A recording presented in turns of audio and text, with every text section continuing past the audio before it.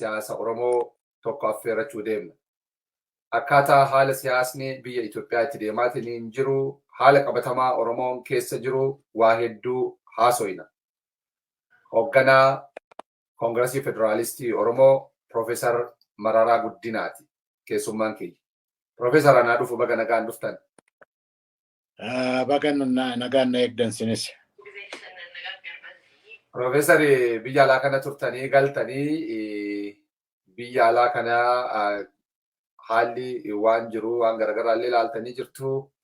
Biyya keessaallee qabsoon maal akka fakkaatu keessayyuu walumaa gala erga biyyaa galtanii maal fakkaata haalli biyya keessaa haalli Oromoon keessa jiru waan garaagaraa gaafa biyya jirtanii Oromiyaa lafa irratti dhiyaattanii akka muraasanii turte waan ta'eef achi booda ilaaluu fedha. Oromiyaan egaa akka beekamu ji'a tokko olii dursi lolli barbaayyeedhaaf tureera. Lolli addaa ta'ee walitti bu'insi addaa ta'ee mootummaan humna guddaa bobbaasee Oromiyaa gubbaatti ji'a tokkoo fi wayyaasii lola bal'aatu jira. Lola kana keessa namni du'u baay'eedha. Manni gubatu baay'eedha. Qabeenyi saamamu baay'eedha. Oromiyaan jeequmsa addaa argitee hin beekne keessa jirti jechuukooti ji'a tokkoof wayi keessa.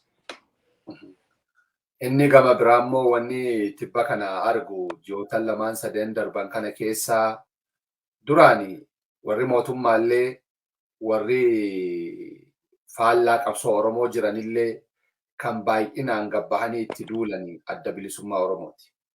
Amma Koongiresiin Federaalistii Oromoo baay'ee taargeetir ta'eera yookaan ammoo irratti xiyyeeffatamee diinillee irraa haasa'a yookaan ammoo keessattuu waraana bilisummaa Oromootiin fa'aa walii hidhuu fedhanii gaaf tokko televezyiina 360 jedhamu yuutuubii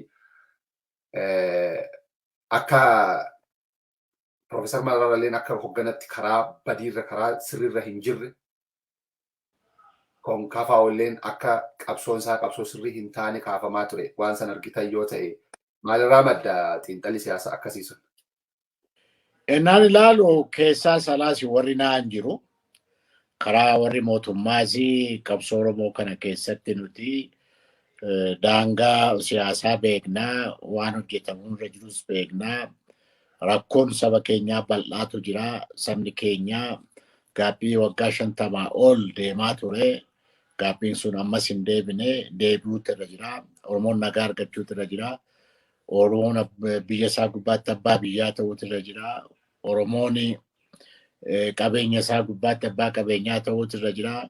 Oromoon aadaa isaa akka barbaadetti ofii isaatii alaa otoo keessa galanii waa tokko hin goone ofii isaatii irratti murteessee guddifa akka barbaadetti kunuunsee guddifachuu danda'uutu irra jira. Isa jedhu waan akkasii qabsoo Oromoos immoo wal qabatee wal simatee gaaffii saba keenyaa akka deemus yaa barbaadnuu fi warri naan jiru tokko warruma mootummaa wajjin jiraatanidha.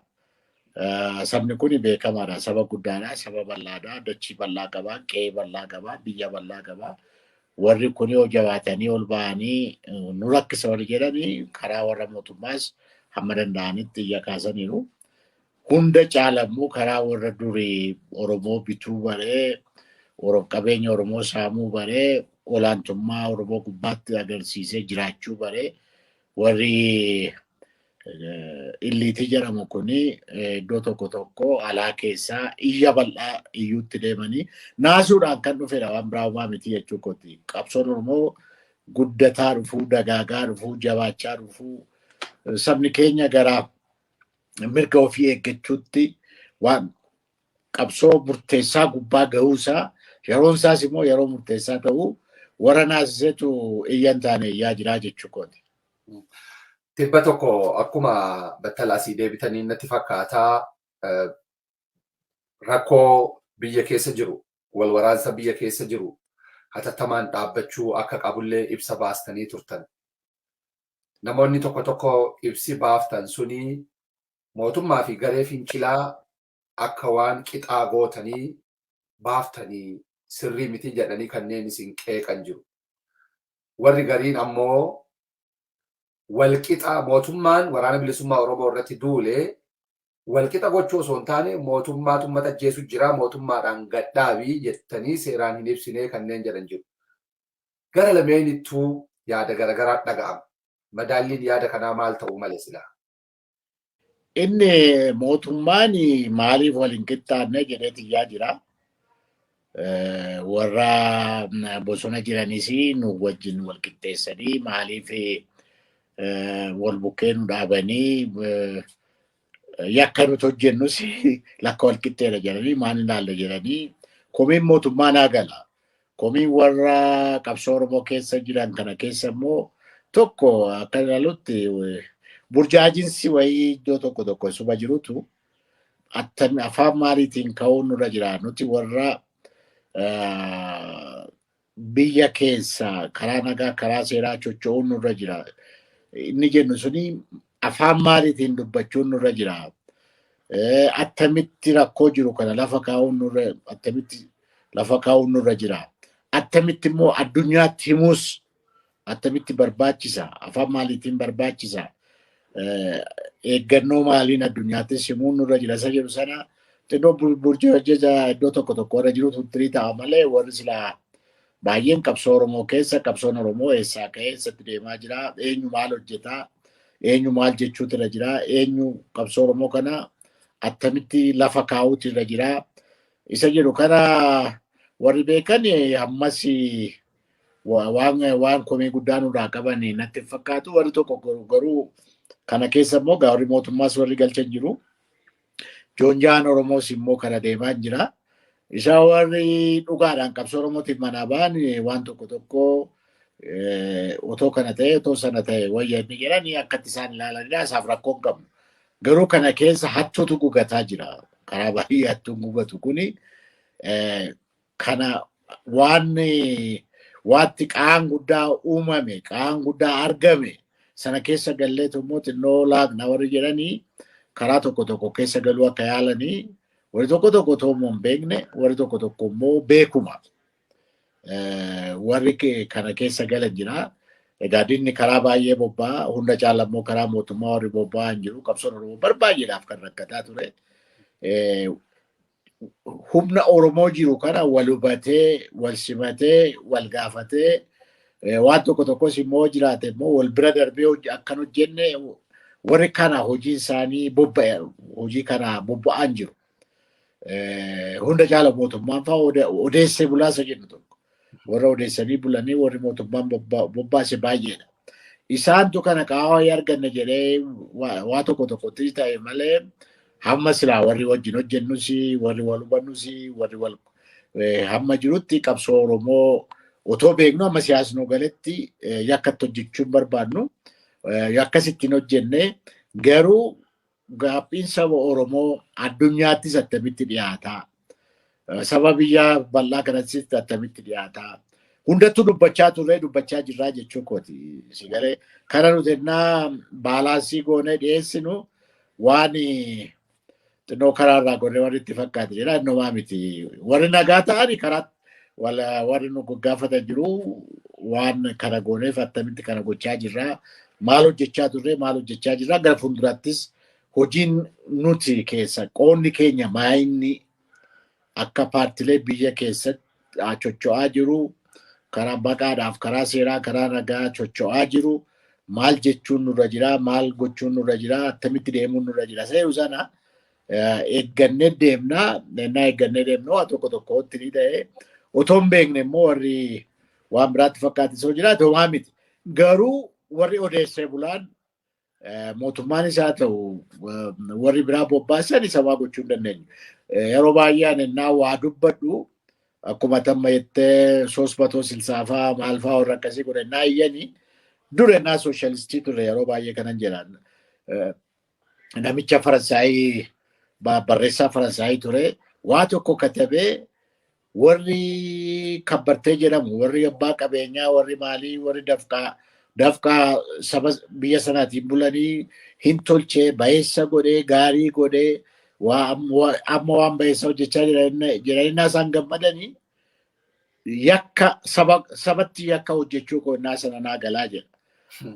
Ennaammoo isaanii hin balleesse maal ta'ee kana balleesse iyyannaa sana iyyantaane kaasanii gaaf sanan saba kootii fi waan bareedaa hojjechuu koo gaaf sana naa galaa jedha. Nuti warra akka sooshaalistii durii kana fa'aa maal turre sadarkaa sana gubbaatti hojjechaa jirra jechuu kooti. Ennaa warra akkasii iyyanii ennaa warri diina saba keenyaa iyyanii bayeessa hojjechuu keenya akka ta'utti ennaa sana nuu galaa jechuu kooti. Kanaafuu wanni namni iyyaa jiruuf nutu karaa Oromoo karaa sirriirra jira. Kanaaf diinni nu duulaa jira yaadni keessa. Pruufiin keenya tokko kanaa jechuu kooti. Karaa sirrii ta'uu keenya tokko kana hammam iyyisiisee hammam naasisee hammam maal ta'e naa argine madeessinee dubbachuu keenya dhukkubsinee dubbachuu keenya naasaan naanii caala haanaan jennee hojjechaa jirra malee isaan gammachiisuudhaa fi isaan bayeessa hojjettanii isaan irraa appruuvaalii fudhachuu fi miti jechuu kooti. Akkan ilaalutti qabsoo mooraa Oromoo keessa jiru keessatti qooda keenya fudhachaa dhuma jirraa jechuu kooti. Amma siyaasni galetti bayeessuma hojjechaa jirraa jechuu kooti. Haa ta'u ulfaadhaa galatooma. Mee tibba kana torbaan darbe keessaa ibsa baastanii turtanii ibsi suni qabxiilee baay'ee kaasee haala tasgabbii biyyattiin keessa jirtu wal qabateetinii fi dhimmoota baay'ee achirraa qabxiilee ijoo waan jettan nu yaadachiisaati waan muraasa irratti mari'anna.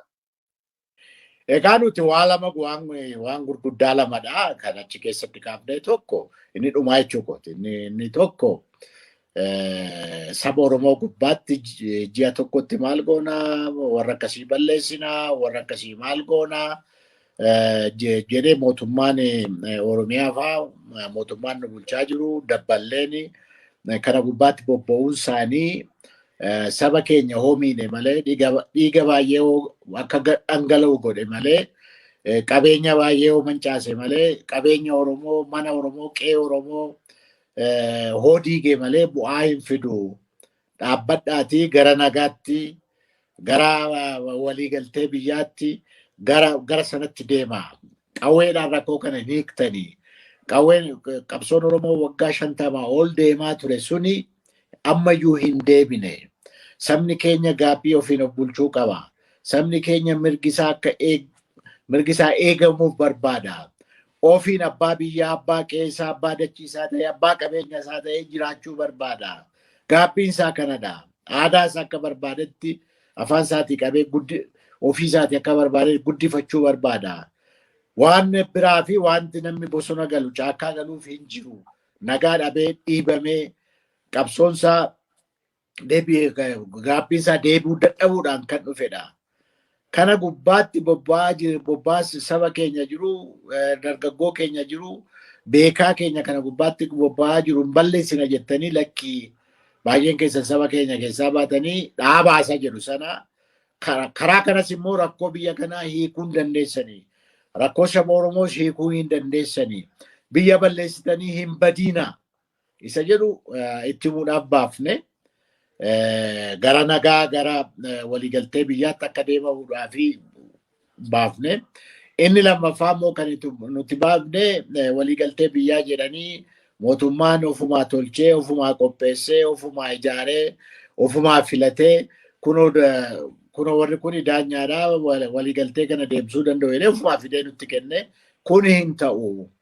Karaa addunyaa soo ta'e gareen sardi paartii kan jedhan jira. Warra faranjii warra muuxannoo bal'aa qabanii warra beekumsa bal'aa qabanii soo ta'e warra waan akkasii hojjetanii garee wal lole sana adda ta'anii sadaffaa ta'anii garee lachuu lakkii kun hin ta'u lakkii kun hin ta'uutu irra jira. Akkasitti deemaa, akkasitti walii galaa, akkasitti dubbadhaa, akkasitti mari'adhaa warri jedhan jiraachuutu irra jira. Karaa aadaa biyya keenyaa soo ta'e immoo jaarsummaan naa lakkaawwattu garee lachuun lakkaawwata. Atis jaarsummaa lakkaawwatta. Inni si wajjin lolus jaarsummaa sana lakkaawwatta. Gareen lachuu jaarsummaa lakkaawachuu baannaan taphni hin jiru jechuudha. Amma kan isaan jedhanii ofumaa garee jaarsummaa lakkaawwatanii warri kunoo komishinii ta'anii marii deemsisuu danda'u, rakkoo hiikuu danda'u jedhanii nutti bobbaasan. Garuu inni kun akka lamatti ibsama. Qabxii kaanitti deebinaa kana jalaa baasne. Fakkeenyaaf marii biyyaalessaa jenne malee jaarsummaas miti diriiriis miti waan jedhu wayii warra mootummaa irraa dhaga'aa turre. Marii immoo waanuma biyyaa irratti waa'ee garee biyyaa irratti mari'annaa kan ammoo qopheessuudhaa fi itti gaafatamummaan kan mootummaatii waan jedhan dhageenye. Maal jechuudha? Mariin biyyaalessaa maali? Jaarsummaa fi yookaan diriiriin baanan kun maal garaagarummaan isaa fi wanti kun ofii isaaniiti hamma danda'anitti eegan hin beeknaa maal jennaa jedhanii addunyaas burjaajessanii ofis burjaajessanii saba biyyaa kanaas burjaajessanii rakkoo biyya kanaa bal'isuudhaaf malee kan isaan gochaa jirani rakkoonsaa maal seetee maaliif barbaachise mariin biyyaan jedhu walitti makama si galee nagaa fiduudhaaf saba tasgabbeessuudhaaf sabni rakkoosaa kanaa maalsaa kanaa akka ta'utti hiikkachuu akka danda'u waliigalteen akka hiiku mootummaanis daangaa isaa beekee sabnis daangaa isaa beekee tokkoffaa nageenyi biyya kanatti akka uumamu lammaffaa sirni dimookiraasii biyya kanatti akka ijaaramu sabni kun nagaa akka argatu sadaffaa gara guddinaatti biyyi kun akka deemu rakkoo bal'aa guddaa biyyi kun qabdi kana hin hiiknaa attamitti hiiknaa iddoo tokko tokkotti hin mari'atta iddoo tokkotti diriiriisa jedhamutti deemta iddoo tokko tokkotti immoo wal makaadhaa jechuu kooti si galee ijaa kanaa isaan cal jedhanii mootummaa beekanii hamma humna isaanitti egaa irraa baqannee maal goonee addunyaas burjaajessinee ofis warra mormituus burjaajessinee yeroo bitannaadhaaf akkas gochaa jiru malee walii galtee biyyaa jechuun marii biyyaa jechuun addunyaa kana gubbaatti iddoo tokko miti. Isaanumti keenyaa kun iyyuu barree Sudaan kibbatti qooda fudhataniiru. Sudaan gara oliittis qooda fudhataniiru. Isaanumtis innaa warra alaa ta'anii Sumaalee keessattis qooda fudhachaa turan. Uma beeku. Garuu inni isaan keenyaa kuni lakki kana goonee faranjiis gowwoomsinee sabas gowwoomsinee mormitis gowwoomsinee yeroo bitannee bira dabarraasa jedhan tapha keessa seenan malee marii biyyaa jedhamu wanta akkasii kan dhufu biyyi tokko jeequmsa gadhee keessannaa galte tasgabbii ennaa dhabde gara diigamuutti ennaa deemte sabni biyya sanaa wajjin jiraachuu ennaa dadhabe rakkoon siyaasaa bal'aa kan ta'e biyya sana diiguu kan danda'u ennaa dhufedha. Waan akkasii keessa seentaa jechuu kooti. Lachuu qabattee deemtaa jechuun ennaa barbaachise gara hin mari'attaa isa biras deemtes waan tokko tokko immoo amma lola dhaabuu jedhe. Lola dhaabuun diriiriidha si galee. Malee marii bichaadhaan lola dhaabii lola dhaabaa duwwaadhaan hin ta'u.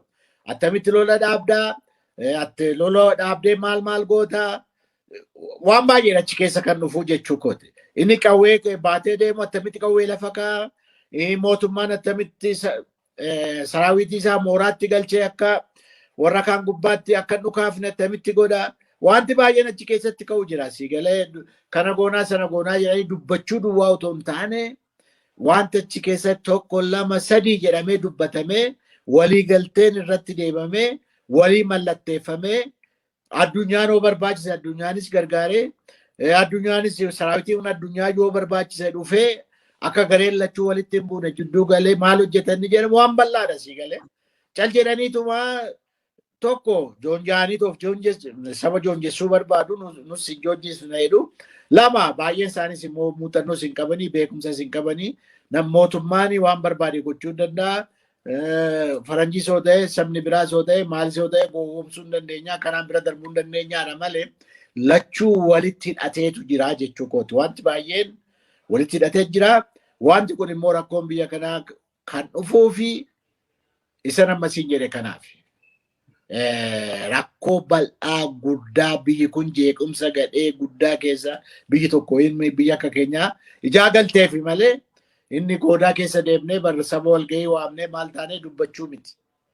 Si galee wanti baay'ee wal makee wal qabatee deemu jira kanaaf kana goonaa.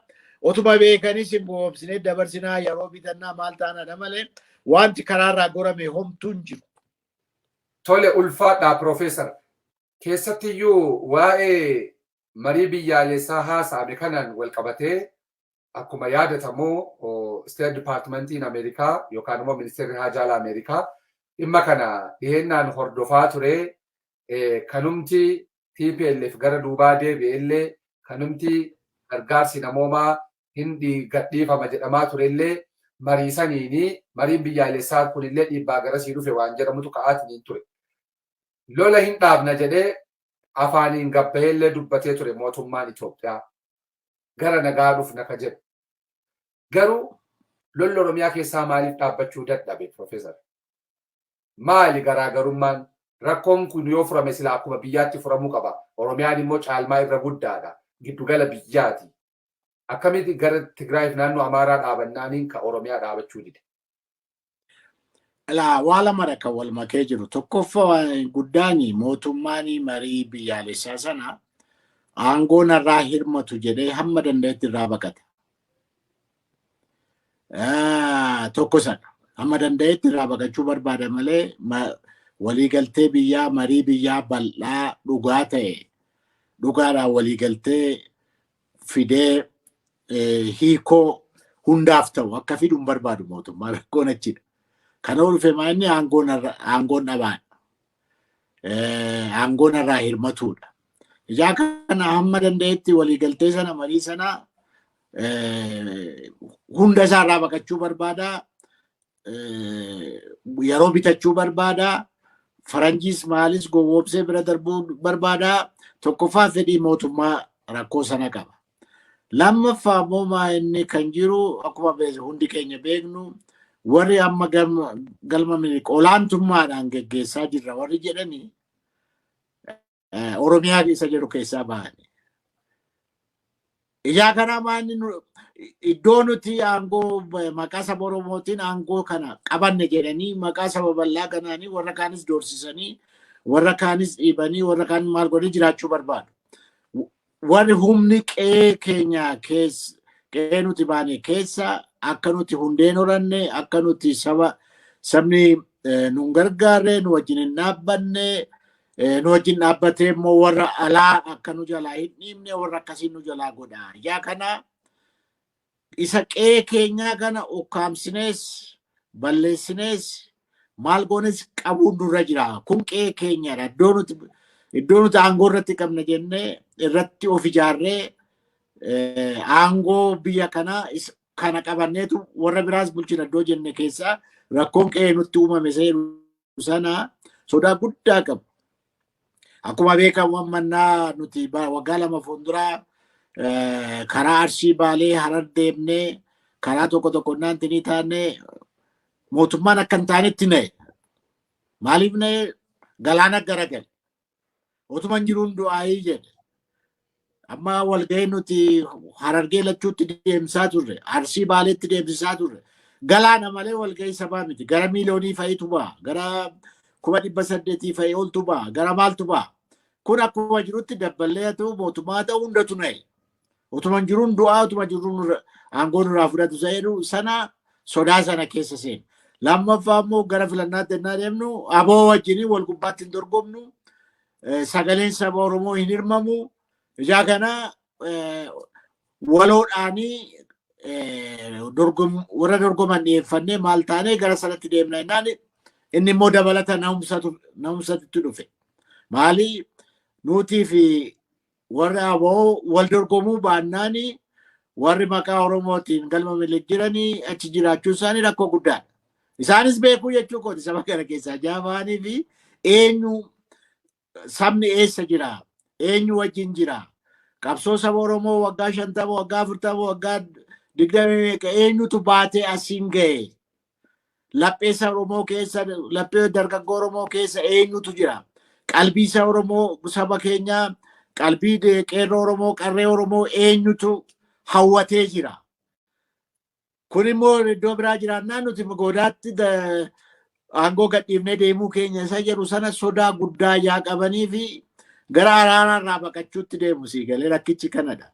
Yaa kana ishii gaara sana warri gaara dhagaa nuti darbachuu wayii nu loluu dhaabanii isa qe'ee keenyaa kana hamma dandeenyetti ukkaamsuu danda'uun nurra jira. Aangoo hiruurra saba keenya nagaa kennanii akka obbolaatti gaaddisa Oromoo jennee baryaalleerra kan isaan kanarraa baqatanii aangitti nurraa fudhatu jedhanii abjuu malee bulu. Hirriba malee bulu jechuudha. Hirriba malee bulu. Kanatu rakkise. Rakkoo kanaa fi warra gaaraa warra maalii wajjin maal taane ofiin of bulchaa jenna. Inni kun garuu nutu bulchuutu irra jira, nutu to'achuutu irra jira, nutu abbaa bakka saba kanaa ta'ee geggeessuun nurra jira. Warri silaasa qabsoo sana Oromoo keessa waggaa 40 waggaa 50 waggaa meeqa turan kun hoo sabni filannaa dhugaadhaan hoo sabatti gadi ba'anii goodaatti dhabnee galla waan hojjechaa turan beekaman. Ila beektaa jecha Oromoo tokko jira.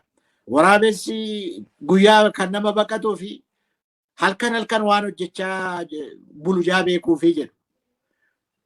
Beeku jarri kun jechuu kooti saba Oromoo wajjin quunnamtii isaan qabanii waan hojjechaa turanii qabeenyi saba Oromoo maal gochaa akka turanii saba Oromoo hidhaa akka turanii dararaa akka turanii maal kana hunda beeku si gala. Kanaaf baqatuu jechuu kooti carraan nuti qabnu saba Oromoo ukkaamsinee maqaa sirna dimookiraasiitiin nutu bulchuun nurra jira. Isa alaa garuu ofiin of bulchaa jennee kennine somaa miti qe'ee keenya miti waan jira yaada waan qaban natti fakkaata. Tarii yaaduma kanarraa ta'uu danda'a. Fakkeenyaaf ji'a dura almost jaalama ta'eera. Waraana bilisummaa Oromoo mootummaan Abaa Shanee jedheetiniin waamu ji'a tokko keessatti balleessinaa jedhamee duulli taasifamaa ture. Humna federaalaa fi humna naannoo Oromiyaa qofa osoo hin taane naannoleen naannoon Somaalee, naannoon Kibbaa, naannoon Sidaamaa humna addaa isaa ergee Oromiyaa irra duulchisaa ture. Qabxii lama isin gaafadha. Tokko dhuguma duula akkanaatiin waraana balleessuun hin danda'ama. Lama biyyi suni beeriyaa federaalizimiiti. Seera federaalizimii keessatti naannoon tokko self rule shared rule jedhama. Of bulcha gaafa jennu naannoon gama biraa akkamiin dhufee naannoo tokko keessatti waraana poolisii milishaa haa ta'u hidhachiisee kan naannoo biraa ittiin waraana. Bu'uura seeraatiin akkamitti ilaalama qabxiin kun. Inni duraa gaaffii kenni duraa balleessuu danda'uu hin danda'anii qabsoon saba Oromoo bar Nugus Hayilasillaaseen calqabame. Nugus Hayilasillaasee Maammoo Mamazirmeeffaa barii goodaatti fannise. Jeneraal Taaddesuu Birruu faa Koloneel Alamuu Qixxeessaa faa gizootii san jedhan sanatti gara waggaa 10 gara waggaa maalii hidhee ture. Qabsoon Oromoon duune. Maalii gaaffiin Oromoon deebine ka. Achi booddee dargiin dhufe. Dargiin beekaa Oromoo jedhamu sana hunda walitti qabee fixe. Qabsoon suni dhumaatii sanaanii qabsoon Oromoo gaabbii saba Oromoo jaan deebinee fi qabsoon Oromoo hin dhaabbanne. Warri Adaawiis waggaa 27 yaalanii ukkaamsuudhaan maal gochuudhaan hidhuudhaan dararuudhaan hin yaalame. Qabsoon Oromoo jaan deebinee fi qabsoon sun itti fufe. Dagaageetu itti fufe. Yeroo mootummaa arfaffaa jechuudha bara amma qabsoon Oromoo kan keessa jiru mootummaa arfaffaadha. Ijaa kanaa qabsoon kun cal jedhamee lafaa hin kaane gaaffii saba keenyaati. Sabni keenya waggaa 50 ol gaaffii kana gaafachaa ture. Gaaffiin kun ofiin of bulchuudha. Gaaffiin kun abbaa biyya kanaa abbaa biyya isaa abbaa qabeenya isaa abbaa qeesaa ta'uudha. Hamma kun hin deebinetti hamma sabni Oromoo ofii isaatiin akka barbaadetti of bulchuu akka danda'utti aadaa isaa guddifachuu akka danda'utti afaan isaa guddifachuu akka danda'utti qabeenya isaa maal isaa gubbaatti abbaa hamma ta'uu danda'utti waan dhaabbatu miti jechuu kooti. Mirgaa fi qabsoodhaan manaa baanee mirga saba keenyaatiin manaa baanee sabni keenya mirga sana hamma goonfachuu danda'utti waan dhaabbatu miti. Yaa kana namni miidhama ta'a, namni du'a ta'a, hidhama ta'a, hidhamaa turre, maal ta'a turre malee ukkaamsuun qabsoo saba miliyoonii 50 hin danda'amu. Isatti maa turre? lakki kana dhiisaatii karaa nagaa karaa saba keenyaanis mormituu saba Oromoo keessaa ba'an wajjinis mari'adhaa walii galtee biyyaa godhaa. Biyyi kun kana malee jijjiiramuun hin danda'amu. Sirni dimookiraasii dhufuu hin danda'amu. Nagaaf tasgabbiin dhufuu hin danda'amu. Guddinni dhufuu hin danda'amu jedhee itti himaa turre. Egaa hamma beekumsa isaanii hojjetu nutti fakkaata. Kanaaf akkas godhu tokko malee caljedhamee karaarraa bariin burqine yookiin karaarraa waa walitti qabee iyyi calqabame miti. Seenaa saba Oromoo keessaa seenaa biyyi kun akkatti ijaaramte dhufe keessaa qabsoon Oromoo burqe. Kaleessa dheen gadda. Dhalataan itti darbaa dhufe malee caljedhee harka kennatee nu bulchaa sintu nu bulchuu danda'a sintu beekaadhaa sintu maali jedhee mirga ofii sabni keenya dabarsee kennuu hin barbaadu ammas kennaa hin jiru. Hunda caalaa dhalataa haaraatu itti dhalate. Sasin qubee jenereeshinii jettan kan. Dhalataan haaraa dhalatee dhalataan haaraa mirga saba Oromoo fi olaantummaadha. Kaffaltii barbaachise kaffalee deebisuudhaa fi qabsoo keessa seenee ijaa kana hamma kun mirgi saba kanaa deebi'utti waan caljedhamee badi jedhamee awaajiidhaan baduu miti. Ukkaamsuu kanaaf saraawitii kanaanis raayyaatti biyyaas haa ta'u poolisii haa ta'u maalis haa ta'u baduu miti. Inni baay'ee fagaate wal balleessee baduutti